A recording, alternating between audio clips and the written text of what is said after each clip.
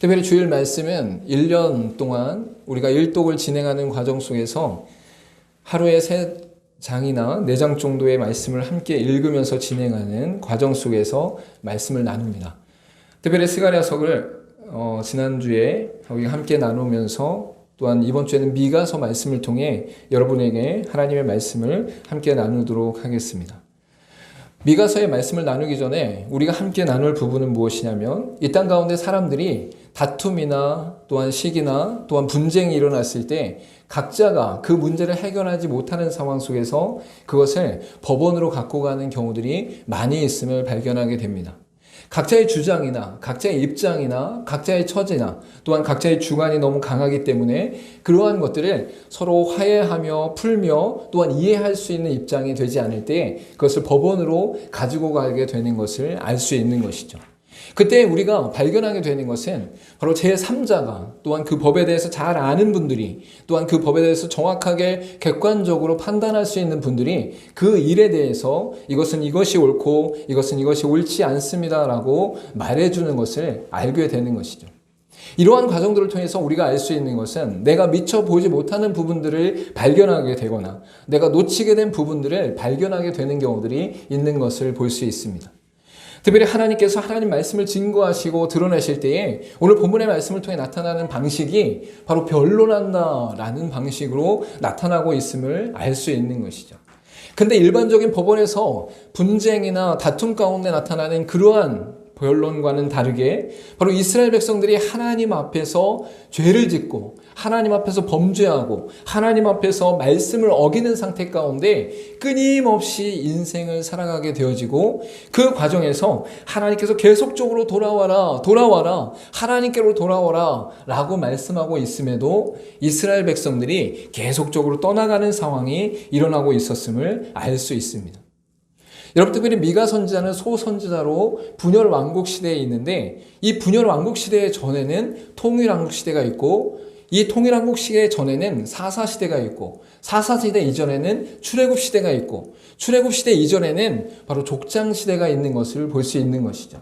그래서 아브라함과 이삭과 야곱을 통해서 민족이 형성되어지고 애굽 땅에 있을 때에 모세를 통해 출애굽 과정들이 일어나게 되는 것을 볼 수 있습니다. 그리고 출애굽해서 가나안 땅에 들어왔음에도 그곳에서 이스라엘 백성들이 정착했을 때 바로 사사 시대를 통해 하나님을 알지 못하는 세대들이 일어나고 동시에 사무엘 이후에 바로 사울과 다윗과 솔로몬에 이어지는 통일 왕국 시대가 있었던 것을 볼 수 있죠. 그래서 이스라엘 역사 가운데 가장 번성했을 때, 가장 왕성했을 때의 시기는 바로 다윗과 솔로몬의 시기다라는 것을 너무나 잘 알고 있습니다. 그래서 예수를 믿지 않는 분들, 교회 다니지 않는 분들도 솔로몬의 지혜라는 것을 통해서 이 땅의 많은 사람들에게 알려졌음을 우리가 분명히 알게 됩니다. 근데 이 솔로몬 이후에 솔로몬의 아들부터는 분열 왕국 시대가 진행되기 시작합니다. 남쪽의 남유다와 북쪽의 북이스라엘로 갈라지게 되어지는데 북이스라엘은 바로 장군이었던 여로보암을 통해서 10개의 지파가 뭉치게 되어지고 남유다는 바로 솔로몬의 아들이었던 르호보암을 통해서 2개의 지파가 모이게 되는 것을 알 수 있는 것이죠. 근데 북이스라엘 전체의 왕들은 다 하나님 앞에서 악한 상태 가운데 있었습니다. 모두가 범죄했어요. 모두가 하나님 앞에 철저하게 악을 행하며 하나님을 떠난 가운데 있었어요. 그러나 남쪽에 있던 몇몇 왕들은 선한 왕으로 또한 돌이키는 왕들로 있게 되는 것을 볼 수 있는 것이죠. 그래서 소선지자 때가 가장 힘든 시기예요. 왜냐하면 북이스라엘도 왕들이 계속 바뀌는데 그 왕들이 왕들만 바뀌는 게 아니라 왕조도 바뀌어요. 왕조가 바뀐다는 것은 무엇이냐면 아들의 손자의 그 자식의 계속 후손으로 왕이 되는 것이 아니라 중간에 다른 사람이 쳐들어와서 다른 사람이 반항을 하거나 급변하는 상태가 나타나면서 왕조 자체가, 혈육 자체가 바뀌는 일들이 계속적으로 일어났기 때문인 것이죠. 그러나 남유다 같은 경우는 솔로몬의 아들, 유다 지파 가운데 이어지는 계속되는 왕조 가운데 그들의 왕위가 이어지고 있음을 알 수 있습니다. 그래서 이런 말씀을 드리는 이유는 무엇이냐면 미가 선지자가 하나님의 말씀을 선포하고 있을 때에 그 시대 상황이 어떠했는가를 우리가 이해할 필요가 있기 때문인 것이죠. 그래서 북이스라엘과 남유다가 하나님 앞에 끊임없이 범죄하며 하나님 앞에 끊임없이 죄악을 저지를 때에도 하나님의 말씀이 선지자들 통해서 끊임없이 전달되고 있었다라는 것을 우리가 알고 있어야 된다라는 것이죠. 특별히 미가 선지자가 활동했던 시기는 분열 왕국 중에서도 남유다의 요담과 아하스와 히스기야 왕이 활동했던 시기임을 알 수 있습니다. 특별히 히스기야 왕은 하나님 앞에 기도함으로 말미암아 하나님의 역사 가운데 병이 고쳐지고 생명이 유지되는 역사가 일어났던 시기였음을 우리가 잘 알 수 있는 것이죠. 그래서 이 미가 선지자가 히스기야의 회심 가운데도 놀라운 역사를 이루고 또한 놀라운 역할을 감당했음을 우리가 분명히 알 수 있습니다. 우리가 말씀 프린터물을 함께 한번 읽어보도록 하겠습니다. 저희는 주일날 말씀 프린터물을 나눠드리고 말씀 프린터물의 말씀을 함께 읽으면서 말씀을 나누고 있습니다. 예레미야서 26장 18절 말씀 우리 같이 읽겠습니다. 시작. 유다의 왕 히스기야 시대에 모레셋 사람 미가가 유다의 모든 백성에게 예언하여 이르되 만군의 여호와께서 이와 같이 말씀하셨느니라. 시온은 밭같이 경작차가 될 것이며 예루살렘은 돌 무더기가 되며 이 성전의 산은 산당의 숲과 같이 되리라 하였으나. 미가 선지자가 히스기야 왕에게 하나님의 말씀을 증거하는 내용이 분명히 담겨 있는 것을 알 수 있습니다. 특별히 이렇게 미가 선지자가 하나님의 말씀을 선포할 때에는 사마리아와 유다에 임할 심판과 또한 지도자들에게 임할 심판을 전하고 있습니다. 그래서 우리가 미가 선지자의 말씀을 미가서를 통해서 함께 나누고 있는데 6장과 7장은 하나님께서 꾸짖으시는 내용이라면 4장과 5장은 이스라엘의 심판에 대해서 다루고 있습니다. 그리고 1, 2, 3장은 사마리아와 유다와 지도자들에 대한 심판을 강하게 꾸짖고 있음을 우리가 분명히 알 수 있는 것이죠. 우리 미가서 2장 1절과 2절의 말씀을 함께 한번 읽어보도록 하겠습니다. 시작. 그들의 침상에서 죄를 꾀하며 악을 꾸미고 날이 밝으면 그 손에 힘이 있으므로 그것을 행하는 자는 화 있을진저 밭들을 탐하여 빼앗고 집들을 탐하여 차지하니 그들이 남자와 그의 집과 사람과 그의 산업을 강탈하도다. 이스라엘 백성들이 얼마나 부패하고 타락했는가, 또한 하나님 앞에 죄악 가운데 있는가를 우리에게 분명히 말씀하시는 내용인데, 그들이 잠잘 때에 침상에서도 악을 꾀하고 잠잘 때에 침상에서 꾀한 그 꾀를 날이 밝았을 때에 사람들에게 행함으로 말미암아 밭들을 탐하고 집들을 탐하고 남자와 그의 집의 사람과 그의 산업을 다 강탈했다라고 분명히 말씀하고 있는 것을 볼 수 있는 것이죠. 미가 선지자가 활동하기 이전에도 끊임없이 하나님 앞에 범죄하며 타락함 가운데 있었던 이스라엘 백성들은 미가 선지자가 활동하는 그 시기에도 하나님 앞에 범죄하고 부패하고 타락한 가운데 그들의 삶이 진행되었음을 분명히 말씀하고 있습니다. 특별히 오늘 본문의 말씀을 통해서는 이스라엘의 언약 배반에 대해 법정 변론을 일으키시며 또한 그것을 보이시고 하나님의 백성들이 행해야 될 일들을 명하고 계심을 우리가 분명히 알 수 있습니다. 오늘 본문의 말씀을 함께 읽었던 것처럼 6장 1절 말씀 가운데 너희는 여호와의 말씀을 들을지어다. 너는 일어나 산을 향하여 변론하여 작은 산들이 내 목소리를 듣게 하라 하셨나니 라고 분명히 말씀하고 있는 것이죠. 이스라엘을 법정으로 부르셔서 하나님께서 변론하시고 그 변론의 대상 가운데 산들과 땅들을 증인으로 삼으셨다라고 말씀하고 있는 것이죠. 그리고 하나님이 원고가 되시고 미가는 대리인이 되고 산과 땅은 증인이 되며 이스라엘은 피고가 되는 것을 우리가 분명히 알 수 있습니다. 이렇게 법정의 상태 가운데 그들을 부른 것은 바로 이스라엘 백성들이 자신의 문제와 자신의 마음의 상태와 자신의 이야기를 할 수 있도록 이끌어 가시면서 그들 스스로 하나님 앞에 어떠한 상태인가를 발견할 수 있도록 하시기 위한 것이다라는 것을 우리가 분명히 알 수 있는 것이죠. 특별히 산과 땅을 증인으로 삼았다라는 것은 이 땅 가운데 많은 백성들과 사람들은 끊임없이 바뀌고 끊임없이 사라지고 끊임없이 다시 태어나지만 산과 땅과 지대는 영원토록 함께하는 그 특성을 갖고 있기 때문에 하나님께서 산과 땅을 증인으로 삼으셨다라고 분명히 말씀하고 있습니다. 신명기 4장 26절 말씀 우리 같이 한번 읽어보도록 하겠습니다. 시작. 내가 오늘 천지를 불러 증거를 삼노니 너희가 요단을 건너가서 얻은 땅에서 속히 망할 것이라. 너희가 거기서 너희의 날이 길지 못하고 진멸될 것이니라. 아멘. 하나님께서 이스라엘 백성들에게 증거하시거나 선포하시거나 증거물을 대실 때에는 바로 천지와 산과 땅을 통해 그들에게 증거하고 계심을 우리가 분명히 알 수 있습니다.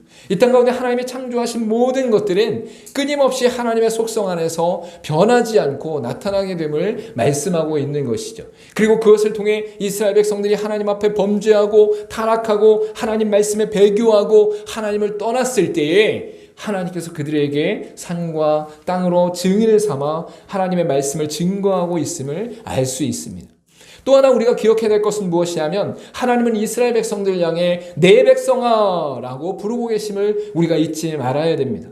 언약의 관계 가운데 하나님과 함께하고 계심을 분명히 말씀하시고 그 말씀하신 가운데 언약의 관계를 잊지 않고 계신다라는 것을 분명히 말씀하고 있는 것이죠. 우리가 자녀들을 훈계할 때 자녀들을 내쫓고 호적에서 파고 다른 사람과 같이 인연을 끊는 것과 같은 삶으로 가지 않는 이유는 무엇이냐면 바로 그들을 내 자녀와 내 혈육으로 생각하고 그들과 함께 하는 것이 내 삶의 기쁨이기 때문에 그들의 잘못들에 대해서 그들을 끊기 위함이 아니라 그들을 돌이키기 위함임을 분명히 말씀하고 있는 것이죠.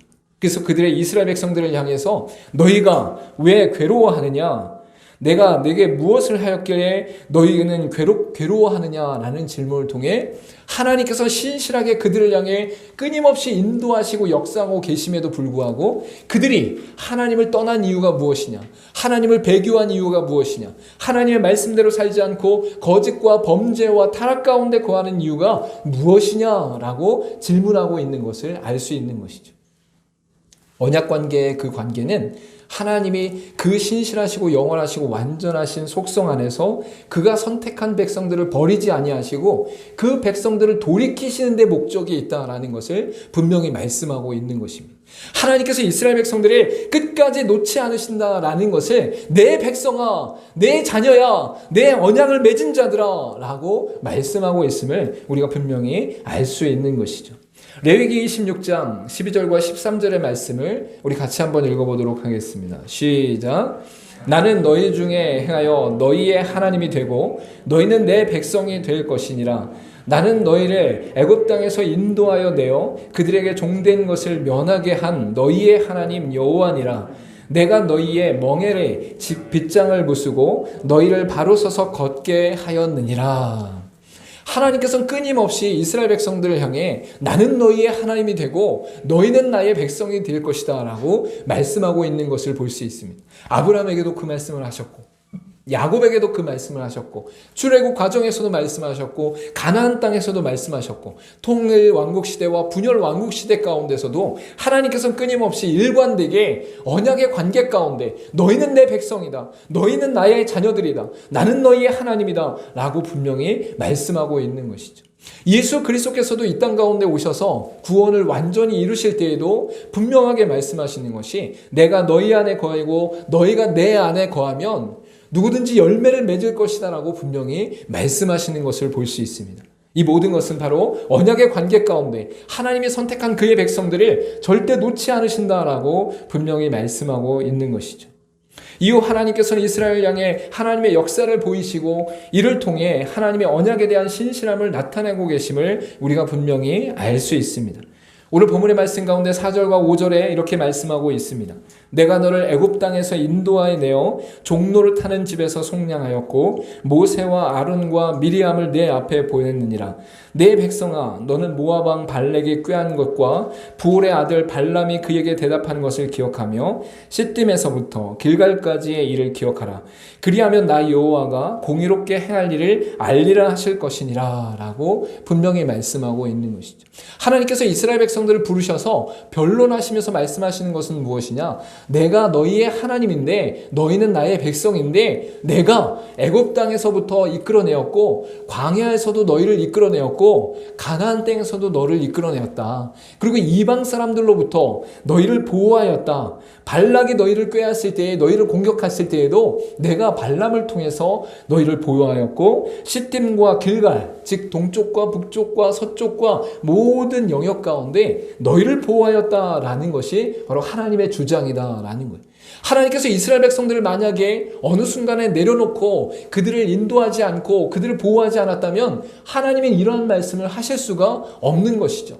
그러나 하나님께서는 그 이스라엘 백성들을 향해 내가 너희를 끝까지 놓지 않고 너희를 보호하였으며 너희를 인도하였으며 너희를 아끼고 사랑하였다라고 분명히 말씀하고 있는 것이죠. 그래서 우리가 가끔 그런 이야기를 하죠. 아이들이 부모님에 대해서 심부름을 하거나 착한 일을 했을 때 아이들 스스로 그것을 금액을 매겨서 갖고 올 때가 있는 경우가 있습니다. 뭐 심부름했을 때 5,000원. 너무 비싼가요? 500원, 1,000원.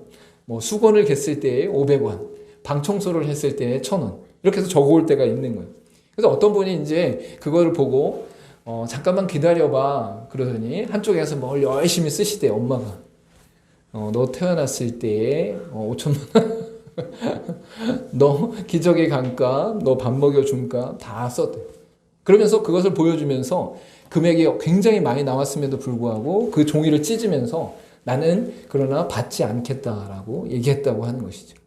우리가 이스라엘 백성들과 하나님과의 관계를 볼 때에 단지 하나님께서 분노하시고 진노하시고 징계하시는 것을 바라볼 것이 아니라 이스라엘 백성들을 끝까지 놓지 않으시고 붙잡아 주시며 그들의 인생 가운데 하나님이 함께 하시며 역사하셨다는 사실을 우리가 놓치지 않을 수 있어야 된다라는 것이죠.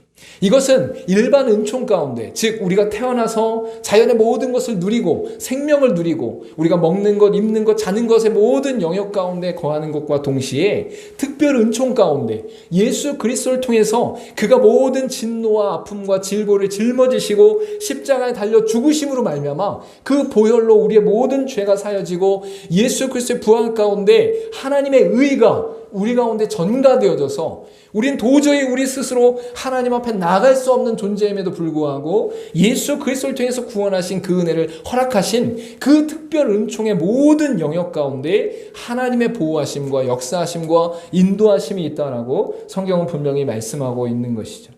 그래서 이스라엘 향해 그들의 고통 가운데 부르짖고 고통 가운데 하나님 앞에 엎드렸던 내용을 출애굽기 2장 23절부터 25절에 말씀하고 있는 것을 볼 수 있습니다. 우리 같이 한번 읽어보도록 하겠습니다. 시작.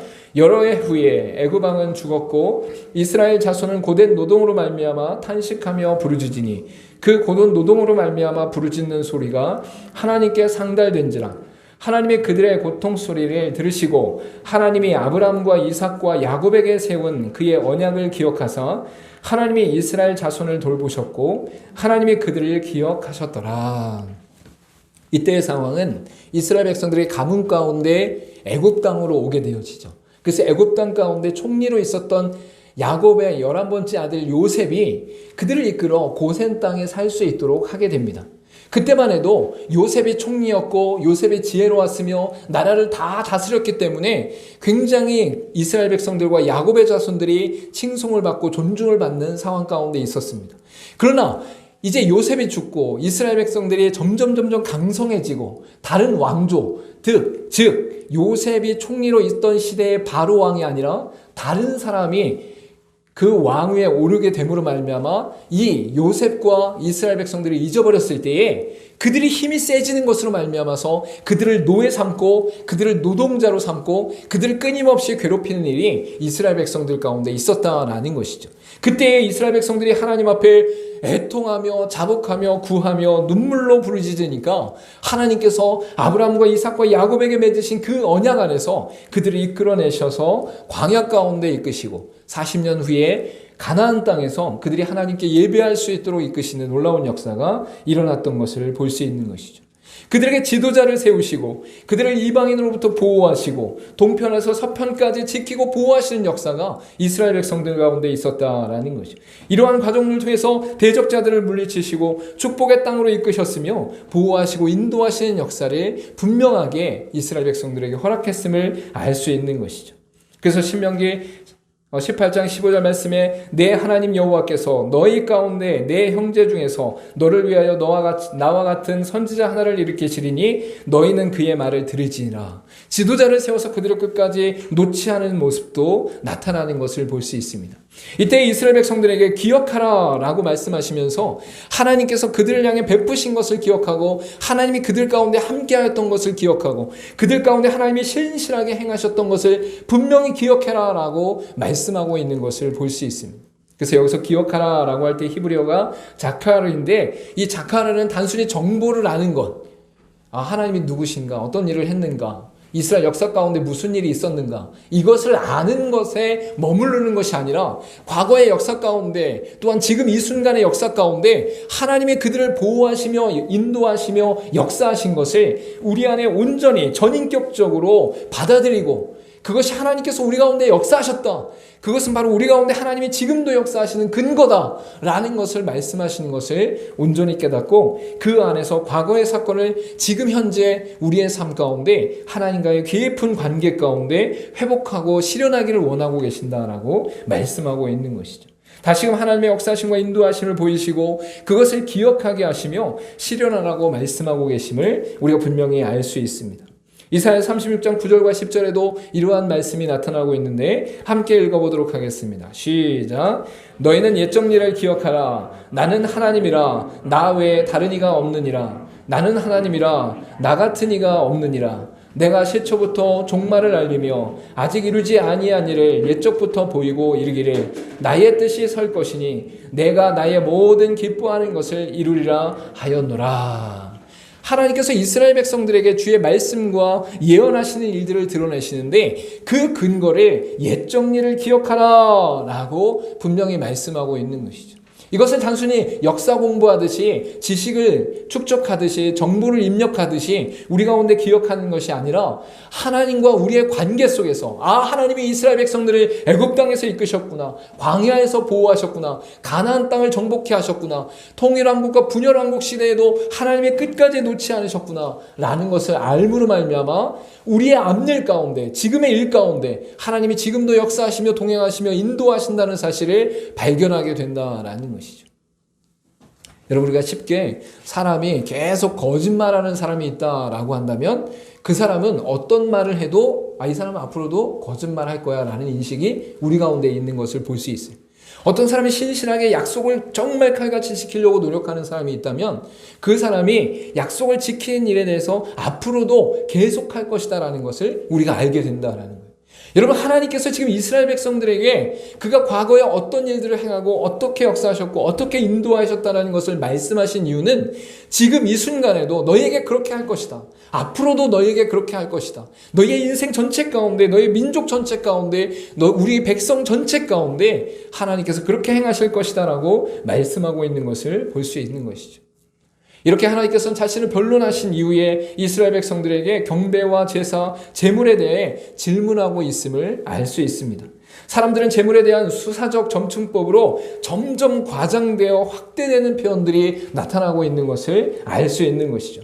사람들이 말할 때에 우리의 1년 된 송아지를 하나님께 드리리까, 천천의 순양을 드리리까, 만물의 강물 같은 기름을 드리리까 라고 하면서 점차적으로 확장되어지고 확대되어지는 종교적 의식에 대해서, 또한 자신들이 드릴 수 있는 것에 대해서 외적인 종교의 형식들을 말하고 있음을 분명히 알 수 있는 것이죠. 이스라엘 백성들이 하나님의 말씀을 들었을 때 그렇구나 라는 것을 발견했다는 거예요. 하나님이 말씀하신 것이 맞고 하나님이 인도하시는 것이 맞고 앞으로도 역사하실 것이 맞다라는 것을 분명히 인지하고 있었다라는 것이죠. 근데 그때에 이스라엘 백성들이 그들의 수준에서, 그들의 상태에서 하나님 앞에 얘기할 수 있는 것이 무엇이냐면, 그럼 제가 할 수 있는 것이 무엇입니까? 번제로 1년 된 송아지를 드리는 것입니까? 천천의 순양을 1000마리를 드리는 것이 맞는 것입니까? 만만 점점 확대되어지면서 강물 같은 기름을 하나님께 드리는 것이 맞는 것입니까? 라고 질문하고 있는 것이죠. 여러분, 우리 입장에서는 그렇게 질문하는 게 맞을 거예요. 그래서 많은 사람들이 교회에 올 때 헌금을 많이 하면 하나님의 축복을 얻는 것처럼 착각하는 경우들이 많이 있어요. 모든 예배를 정말 열심히 드리는 것만으로 하나님께 은혜를 입고 하나님께 무엇인가 큰 축복을 얻는다고 생각하는 경우들이 있어요. 전도를 많이 하면, 봉사를 많이 하면, 헌금을 많이 하면 우리의 인생 가운데 하나님이 축복하시고 역사하시고 인도하실 거라고 착각하는 경우들이 있다라는 거예요. 물론 예배드리는 것, 봉사하는 것, 헌금하는 것이 우리 인생 가운데 중요하지 않느냐? 중요하죠. 하나님 앞에 드리는 그 모든 것들이 우리의 삶 가운데 정말 중요하지만 우리는 그것보다 더 중요한 것이 있다라고 주장하시는 하나님의 말씀에 반응할 수 있어야 된다라는 것이죠. 사무엘상 15장 22절에도 이렇게 말씀합니다. 사무엘이 이르되 여호와께서 번제와 다른 제사를 그의 목소리를 청중하는 것을 좋아하신 같이 좋아하시겠나이까? 순양이 제사보다 낫고 듣는 것이 순양의 기름보다 나으니라고 분명히 말씀하고 있는 거죠. 번제를 드리고 기름을 드리고 순양을 드리고 제사를 드리고 하나님 앞에 종교의 의식들을 수없이 한다 할지라도 그 마음의 중심 가운데 하나님을 향한 순종이 없으면, 하나님의 말씀을 듣지 않으면 아무 소용이 없다라는 것을 분명하게 말씀하고 있는 것입니다. 그렇게 하나님은 외식적인 종교의식을 기뻐하시기보다 정의를 행하는 것과 인자를 사랑하는 것과 겸손히 하나님과 함께 행하는 것을 기뻐하신다라고 오늘 본문의 말씀 가운데 분명히 말씀하고 있는 것이죠. 여러분, 예배 드리는 거 중요합니다. 헌금하는 거 중요해요. 봉사하는 거 중요해요. 그러나 그것이 외식이 되면 안 된다라는 거예요. 외적으로 무엇인가 열심히 하는 것이 자신의 의를 위해서 하는 것은 아닌가를 살필 수 있어야 된다라는 거예요. 교회 안에 직분을 얻기 위해서 봉사하는 사람도 있어요. 교회 안에 직분을 얻기 위해서 성경 공부를 하는 사람들도 있어요. 교회 안에 사람들의 인정을 받기 위해서 신앙생활 열심히 하는 사람들도 있다라는 거예요. 그게 아니라 우리의 마음의 중심 가운데 하나님을 향해 온전한 예배로 나아가는 것은 바로 오늘 본문의 말씀 가운데 하나님께서 강조하신 것처럼 사람아 주께서 선한 것이 무엇임을 내게 보이셨나니 여호와께서 내게 구하시는 것은 오직 정의를 행하며 인자를 사랑하며 겸손하게 내 하나님과 함께 행하는 것이다 라고 분명히 말씀하고 있는 것이죠. 그래서 정의를 행한다는 것은 바로 의롭고 공평하게 대하는 삶이다라고 말할 수 있어요. 우리의 삶의 저변 가운데 하나님 앞에 의로운 것이 무엇인가를 깊이 고민하고 깊이 상고하고 하나님 말씀 앞에서의 의로움을 찾고 그 의로움을 모든 사람에게 공평하게 행하는 것이죠. 지위의 높낮임이 아니라 부의 많음과 적음이 아니라 얼굴의 잘생김과 못생김이 아니라 몸에 좋고 나쁨이 아니라 또 이 땅에 나의 원수된 자와 사랑하는 자의 대상에 따라서 달라지는 것이 아니라 하나님의 공의는 모든 사람에게 드러나는 정의로 나타나야 된다라고 말씀하고 있는 것이죠. 레위기 19장 36절 말씀 우리 같이 한번 읽어보도록 하겠습니다. 시작. 공평한 절과 공평한 추와 공평한 에바와 공평한 흰을 사용하라. 내가 너희를 인도하여 애굽 땅에서 나오게 한 너희의 하나님 여호와니라. 우리가 이 땅 가운데 세상 가운데 행할 때에 누구를 차별하거나 누구를 미련하게 보거나 누구를 멀리하거나 누구를 심하게 다룰 때에 그것이 하나님 앞에서 의로운가를 생각할 수 있어야 되고 어떤 사람에게는 잘 대하고 어떤 사람에게는 잘 대하지 못하는 나의 모습 가운데 그것을 하나님 기뻐하시지 않는구나라는 것을 발견할 수 있어야 된다는 거예요. 그것이 우리의 인생 가운데 담겨 있어야 하나님 앞에서 행하는 그 일상의 삶이 하나님 앞에 드려질 수 있어야 우리의 예배가 하나님이 기뻐 받으시는 예배가 될 수 있다라는 거예요. 우리의 재물을 하나님이 기뻐 받으시는 재물이 될 수 있다라는 거예요. 여러분, 예수 믿는 사람들이 교회 와서 거룩히 예배드리고 헌금 많이 하고 봉사를 많이 하는데 월요일날 세상 속에 가서는 예수 안 믿는 것처럼 하나님이 없는 것처럼 행하는 사람이 얼마나 많은지 모릅니다. 여러분, 우리 인생 가운데 그러한 삶을 하나님이 원하지 않으셨어요. 말씀에는 그렇게 나오지 않았어요. 세상 가운데 아무렇게 행하고 살다가 교회에 와서 회개한다고 해서 그 회개가 하나님 앞에 드려지는 게 아니라고 성경은 분명히 말씀하고 있는 거예요. 하나님 앞에서의 삶은 예배 드릴 때뿐만 아니라 일상의 삶으로 돌아가 우리의 삶을 살아갈 때에도 우리의 가정과 직장과 학교와 이웃 가운데 내 삶이 나타날 때에도 하나님 앞에 서 있는 것이다라고 분명히 말씀하고 있는 것이죠. 인자를 사랑한다는 것은 사람을 온전히 아끼며 사랑하며 하나님의 성품을 닮은 것을 말씀하고 있는 것이죠. 세상의 많은 사람들을 내 몸과 같이 사랑한다는 것은 내 힘으로 되지 않는다는 것을 분명히 알 수 있습니다. 내가 원수를 사랑할 수 있습니까? 시기하고 질투하는 사람을 사랑할 수 있습니까? 미워하는 자들을 품을 수 있습니까? 그럴 수 없다라는 거예요. 그런데 그리스도인들은 예수 그리스도께서 우리에게 그렇게 행하셨기 때문에, 예수 그리스도께서 하나님으로 온 세상을 통치하시지만 인간의 몸으로 오셔서 모든 죄와 질고와 아픔을 담당하시고 내 모든 죄악까지 모두 담당하신 그 은혜 가운데, 아무 이유 없이 무조건적인 사랑 가운데 그 아픔과 질고를 담당하신 그 사랑 가운데 우리도 그렇게 그리스도를 따라 살아가는 삶이 바로 인자를 사랑하는 삶이다라고 성경은 말씀하고 있는 것이죠. 요한일서 4장 18절 말씀 우리 같이 한번 읽어보도록 하겠습니다. 시작. 사랑 안에 두려움이 없고 온전한 사랑이 두려움을 내어 쫓나니 두려움에는 형벌이 있음이라. 두려워하는 자는 사랑 안에서 온전히 이루지 못하였느니라. 사랑을 온전히 한다라는 것은 내 힘과 의지로 사랑한다는 뜻이 아니라 그리스도를 쫓아 그리스도 안에서 사랑한다라는 거예요. 그리고 그 사랑한다는 것은 세상의 모든 형벌을 이길 수 있는 은혜이고, 동시에 우리가 죽음을 맞이해 하나님 앞에 나아갔을 때에도 하나님의 징계, 하나님의 심판 앞에서도 하나님께서 우리에게 베풀어 주신 그리스도의 사랑으로 말미암아 그 징계를 피해 하나님께 나아갈 수 있는 담대함을 얻게 된다라고 성경은 분명히 말씀하고 있는 것이죠. 그래서 사람을 사랑하지 않고 하나님께 예배하는 자들을 하나님 기뻐하시지 않는다라는 거예요. 한 영혼을 생명과 같이 그리스도의 사랑을 쫓아 행하지 않는 사람의 인생을 하나님 기뻐하시지 않는다라고 분명히 말씀하고 있는 것이죠. 또한 겸손히 행하는 것은 사려 없고 진실되게 행하는 것을 말하는데 하나님과 함께 행하기를 원하신다라고 성경은 분명히 말씀하고 있어요. 우리의 힘과 능력과 지혜가 드러나는 것이 아니라 하나님의 역사하심과 인도하심을 쫓아 사려 없고 진실되게 하나님 앞에 겸손한 인생을 살아가는 것이 바로 믿는 자들의 인생이다라고 말씀하고 있는 것이죠. 베드로전서 5장 5절 말씀 우리 같이 한번 읽어보겠습니다. 시작. 젊은 자들아 이와 같이 장로들에게 순종하고 다 서로 겸손으로 허리를 동이라. 하나님은 교만한 자를 대적하시되 겸손한 자들에게는 은혜를 주시느니라. 하나님 앞에 우리의 모든 것 내려놓고 만유의 왕 되시고 모든 것을 주장하시고 인도하시는, 또한 우리의 머리털까지 세심받으시는 하나님의 사랑 앞에서 겸손으로 행하는 것이 우리의 삶 가운데 나타나야 된다라고 분명히 말씀하고 있는 것이죠. 여러분, 분열왕국 시대 때에 많은 사람들이 하나님 앞에 범죄하고 부정부패 가운데 거하며 도덕적 타락 가운데 있었음을 우리가 분명히 알 수 있습니다. 그때 하나님께서 이스라엘 백성들을 불러서 변론하시면서 법정에서 말씀하시듯 우리에게 말씀하시면서 그가 행하시고 그가 인도하시고 그가 역사하신 것을 드러내고 계심을 알 수 있습니다. 그때 이스라엘 백성들이 생각할 수 있는 수준은 우리가 더 열심히 예배를 드리면 됩니까? 더 좋은 제물을 드리면 됩니까? 더 좋은 헌금을, 더 많은 헌금을, 더 많은 봉사를 하면 됩니까? 라고 이야기할 때에 하나님께서 너희의 중심이 하나님께 있지 않다. 너희의 중심이 일상의 삶 가운데 나타나고 있지 않다. 너희의 중심이 하나님 앞에서 온전히 행하고 있지 않다라고 말씀하시면서 그들에게 정의를 행하고 인자를 사랑하고 겸손히 하나님과 행할 것을 분명히 말씀하고 있는 것이죠.